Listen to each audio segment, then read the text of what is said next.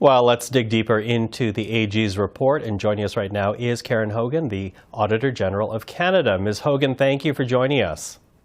Hi, thanks for inviting me.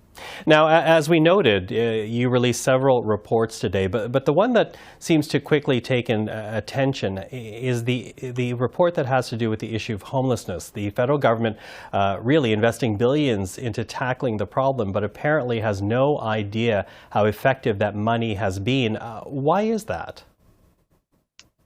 Well, you've rightly summarized that in our audit on chronic homelessness, we found that Infrastructure Canada and Canada Mortgage and Housing Corporation were not able to tell us if their efforts to date had actually reduced chronic homelessness.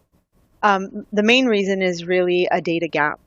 They did not gather the information to measure the results of the programs that they put into place. As a result, we asked for better coordination amongst the two entities, so that the government can be in a position to tell us whether or not they will meet their target of reducing chronic homelessness by 50% by 2028. Now, as you say, two main agencies here, CMHC and Infrastructure Canada, billions of dollars. Why weren't they collecting data? I have to admit, it's a question I asked myself. Solutions to chronic homelessness are really better put forward when they are data-driven. The organizations know that. And for example, Canada Mortgage and Housing Corporation built units that were supposed to be affordable, and they were designated towards target vulnerable groups, yet they didn't know whether or not the groups that were intended to actually be housed were ultimately housed in those units. And so it's that measuring of outcomes that's needed instead of just measuring output and being able to tell us how many units were built. So that's one practical impact of how a lack of data tracking has perhaps led to an ineffective program. Any other real-life impacts this decision has created?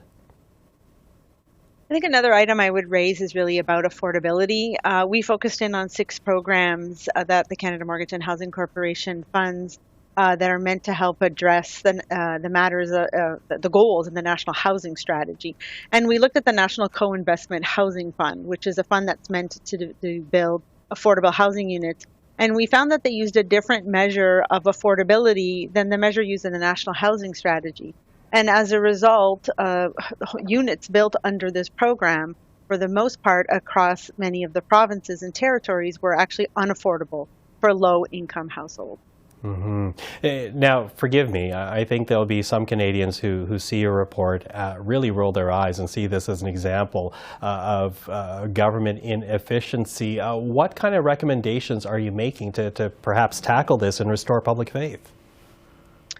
I think the first and most important recommendation was really to have one of the federal entities take ownership of meeting that target of reducing chronic homelessness by 50% by 2028. There's no leadership in that area. So that's the first step. The second step is really coordinating the programs between the builds that Canada Mortgage and Housing Corporation funds and supports, and the support programs run by Infrastructure Canada, Reaching Home.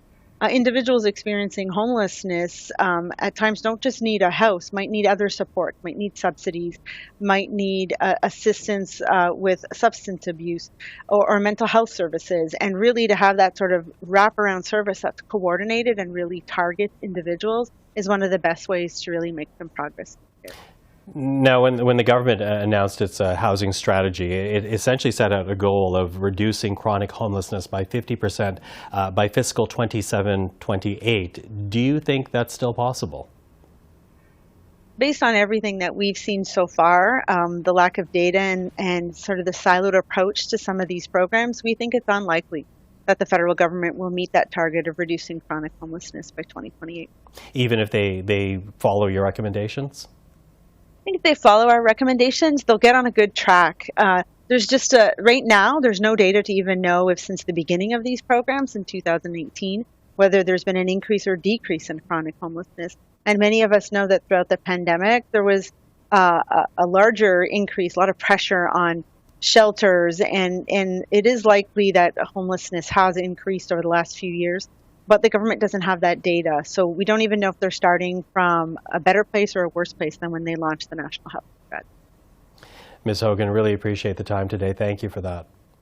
It's my pleasure. Thanks.